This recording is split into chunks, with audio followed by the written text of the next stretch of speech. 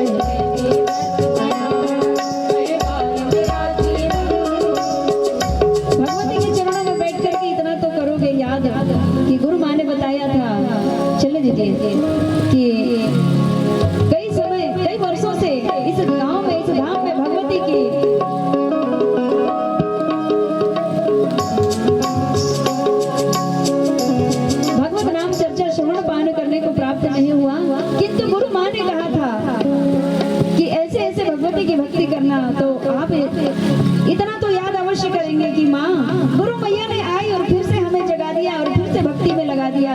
भगवती, इससे पहले तो हमारा जीवन व्यर्थ ही जा रहा था, किंतु अब हमें भक्ति जो मिल गई है तो हम भक्ति करके आपको प्रसन्न करके इस हमारे कुल खानदान कुल परिवार में आपकी कृपा अवश्य प्राप्त कराएंगे। पहले क्या हुआ माँ? पहले भी व्यर्थ हुआ कई बार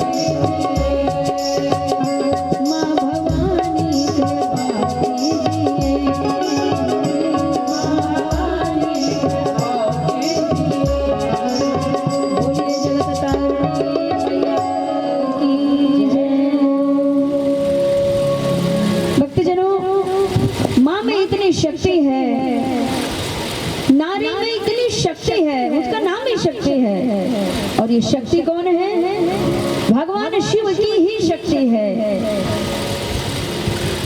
हमारे सनातन परंपरा में नारियों को शक्ति का स्वरूप बताया गया है।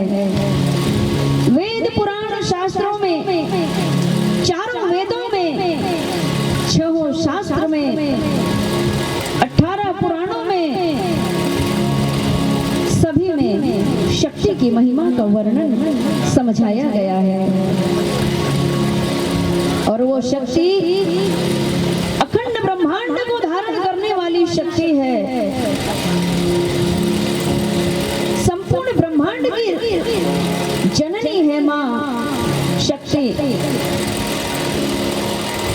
ये अखंड ब्रह्मांड में जो यह देह दिख रही है, ये जो शरीर दिख रही है, ये क्या है? ये पिंड है। हमारा जो शरीर है ये पिंड है। इसीलिए जब ये शरीर से आत्मा अलग होती है, फिर इसका अंत्येष्टि किया जाता है।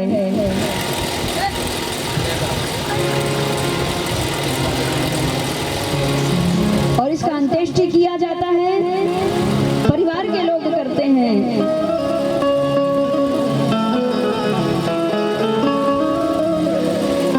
शरीर का तो अंत कर दिए, किंतु आत्मा को भी इस पिंड से मुक्त करने के लिए पिंड दान किया जाता है। और मुख्य रूप से पिंड दान कहाँ होता है? कौन सी नदी में होता है? तो गंगा ही है जो सबको तारती है। और गंगा कौन है? भगवान शिव की मानस पत्नी है मां गंगा। तो गंगा ही तारने वाली होती है।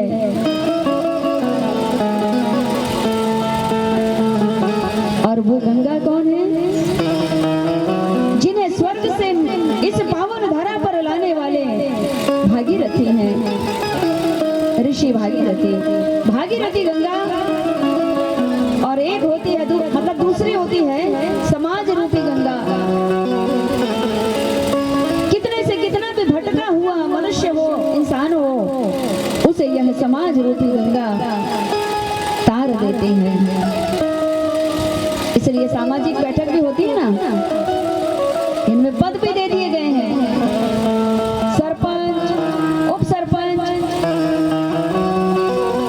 सचिव, उप सचिव और भी नीचे सदस्य। तो ये समाज रूपी गंगा भी गांव को तारने के लिए ही होती है। और तीसरी है भगवत भक्ति रूपी गंगा, जो व्यासपीठ से दिव्य ऋषि मुनि महात्मा जनों, दिव्य संतों के श्री मुखार बिंदु से जो आप दिव्य दिव्य ज्ञान अर्जन करते हैं और अपने जीवन को पवित्र और पावन बना देते हैं।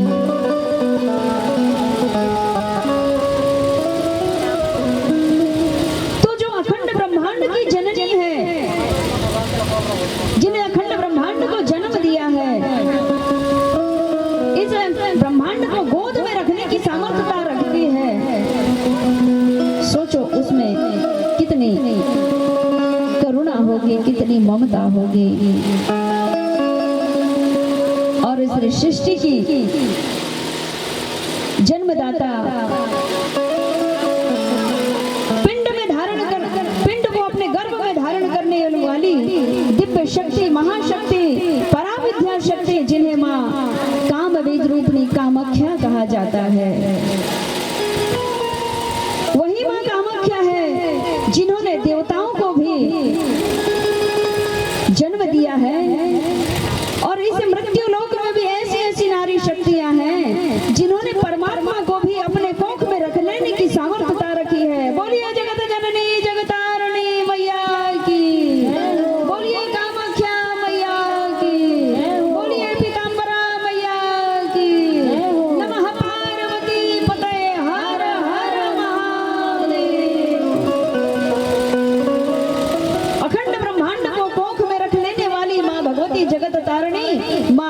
की बीज रूपणी माँ कामाख्या है।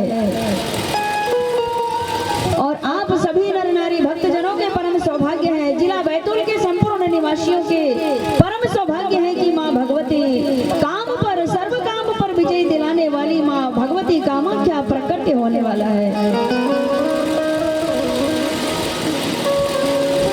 मेरे भी बड़े ही परम सौभाग्य है कि भगवती के दिव्य दर्शन अर्चन करने के लिए मैं असम गुवाहाटी जाया करती थी। वहां भी भगवती के भक्त हैं और भगवती ने कृपा करी है कि बेटी तुम चिंता मत करो, मैं स्वयं आ रही हूँ, प्रत्यक्ष रूप में आ रही हूँ। और वह दिव्य परम पतित पावन अवसर आ ही गया।